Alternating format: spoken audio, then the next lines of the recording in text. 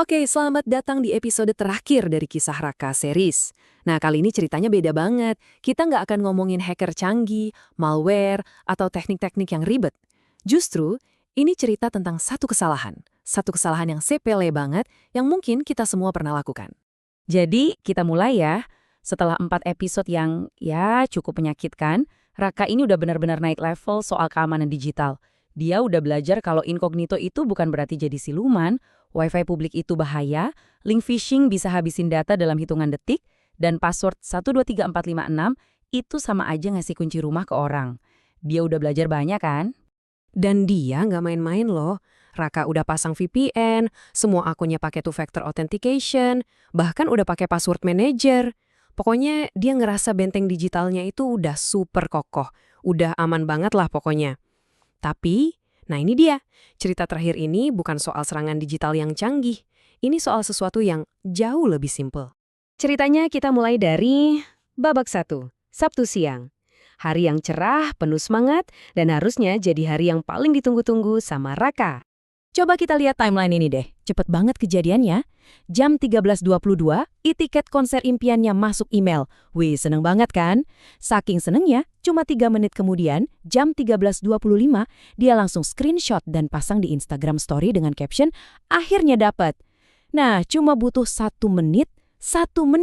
Jam 13.26, salah satu dari 47 orang pertama yang lihat story-nya udah nge-screenshot dan nyuri kunci masuk konsernya.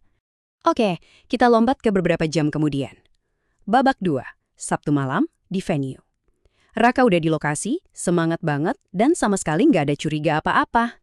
Bayangin deh, Raka lagi antri, udah pakai baju paling keren, siap buat nonton konser yang udah diimpi-impiin.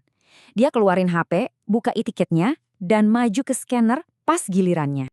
Scannernya bunyi, tapi di layar muncul tulisan yang bikin jantung berhenti. Maaf, tiket ini sudah digunakan. Petugasnya cuma natap dia dengan tatapan, ya kasihan. Terus petugasnya ngejelasin, Mas, di sistem kami tiket ini udah di-scan jam 18.47. Bayangin, jam 6 sore lewat. Itu lebih dari 1 jam sebelum Raka nyampe di depan antrian. Udah ada orang lain yang masuk pakai tiket dia. Di situ Raka langsung diem. Pasti rasanya dunia berhenti berputar. Dia buka lagi Instagram story-nya, dan disitulah dia lihat. Gambar yang sama persis, QR code tiketnya, terpampang jelas buat dilihat semua orang.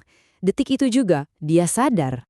Udah nggak bisa masuk, malam yang ditunggu-tunggu Raka jadi berantakan. Ini kita masuk ke babak 3, pelajaran di trotol.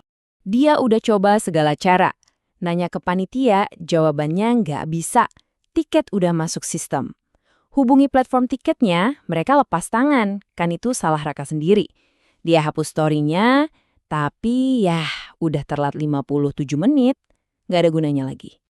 Terus, kenapa sih bisa gini? Nah, ini penjelasannya. QR code di tiket itu bukan sekedar gambar, tapi itu tuh kayak kunci rumah. Kunci yang unik dan cuma bisa dipakai sekali. Sistem di gerbang itu nggak peduli siapa yang pegang kuncinya.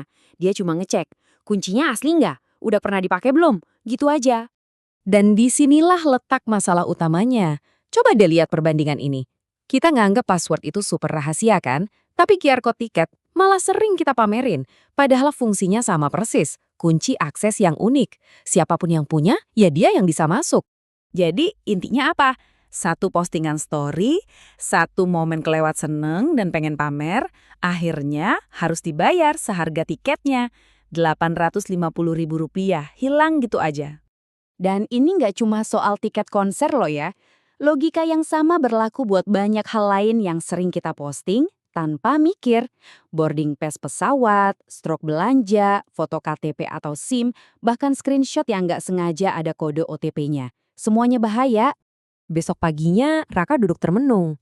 Dia mikir, gila, gue udah pasang VPN, gue udah pakai password manager, gue udah aktifin 2FA di semua akun. Dia punya semua alat canggihnya. Tapi, semua teknologi itu percuma.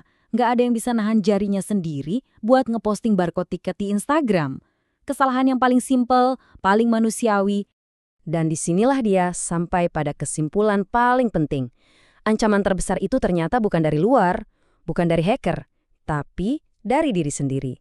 Jadi pertanyaan terakhirnya buat kita semua, Teknologi keamanan secanggih apapun nggak akan bisa ngelindungin kita dari kebiasaan kita sendiri. Apakah kamu sudah benar-benar aman? Kebiasaan kita itu firewall terakhir. Terima kasih udah ngikutin kisah Raka series. Pesan terakhirnya simpel, jangan jadi Raka.